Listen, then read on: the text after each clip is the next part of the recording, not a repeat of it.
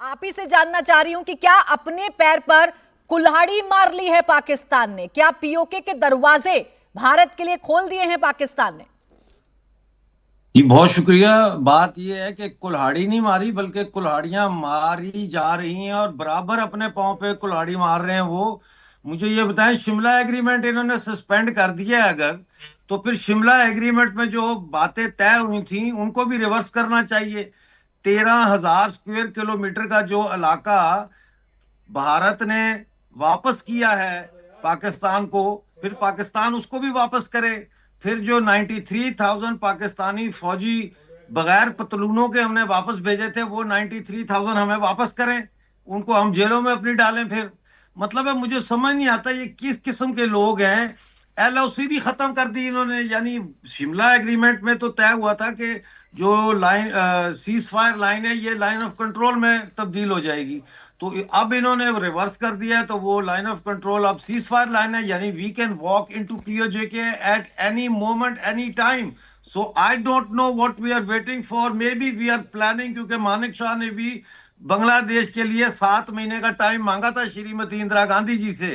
तो हो सकता है कि इस वक्त ये तैयारी कर रहे हों और इसका मुंह तोड़ जवाब तो दिया जाएगा। फिलहाल तो पानी बंद किया है, इनकी हवा भी बंद करेंगे। डॉक्टर साहब, अभी तो पाकिस्तान की अगर बात करूं तो वहां के डिफेंस मिनिस्टर का बयान सुन लीजिए। कह रहे हैं बत्ती बना लीजिए आप इस समझौते की, शिमला समझौते की। अभी भी कायम है पाकिस्तान, वो समझ नहीं रहा है कि आप भारत के लिए द्वार खोल रहे हैं। पीओके हासिल नहीं, वो भारत ढीठ है। करना भी चाहता है और कर भी लेगा अगर आप ऐसे ही रहे तो। पाकिस्तान ढीठ है। पाकिस्तान के मंत्री ढीठ और बेशरम और बेगैरत हैं। इन्होंने, आपको पता होना चाहिए कि ये हमला करने का ग्रीन सिग्नल खुद आसिम मुनीर ने दिया, जब उसने तकरीर करके ऐसे ऐसे करके बोला दो कौमें हैं, हम एक कौम नहीं है, फाउंडेशन टू नेशन थ्योरी और ये और वो। उसने एक्चुअली उनको, आतंकवादियों को ग्रीन सिग्नल दिया कि go ahead, we are ready.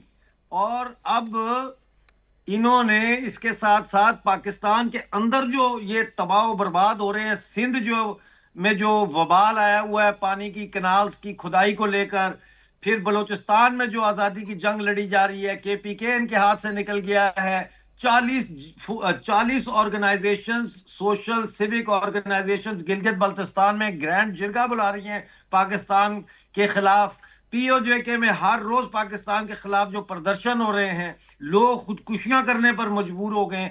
इस सारे को वो अब एक नेशनल रिलीजियस जिंगोइज्म के जरिए और वॉर मॉन्गरिंग के जरिए इस टूटते हुए पाकिस्तान को एक जगह पे रखना चाहते हैं। महारंग बलोच, जो बलोच लीडर हैं, और गुलजादी बलोच और बेबो बलोच, इन पर शदीद तशद्दुद किया जा रहा है इस वक्त। सारी सारी रात इन पर तशद्दुद किया जा रहा है। उनके टॉयलेट्स के अंदर इन्होंने कैमरे लगाए हुए हैं। ये कहाँ के मुसलमान, ये कहाँ के इंसान, ये तो हैवान भी नहीं है। हैवान भी जो है, अगर कुत्ता आप पालें तो वो वफादार होता है आपका। तो अब वक्त आ गया है इनको मुंह तोड़ जवाब देने का। मोदी जी ने कहा है कि हम टेरर की कमर तोड़ेंगे, तो टेरर की कमर जीएचक्यू रावलपिंडी है और टेरर की कमर आईएसआई हेडक्वार्टर है जो अपारा में है। ये टेरर की कमर है, तोड़नी है तो इसको तोड़ें।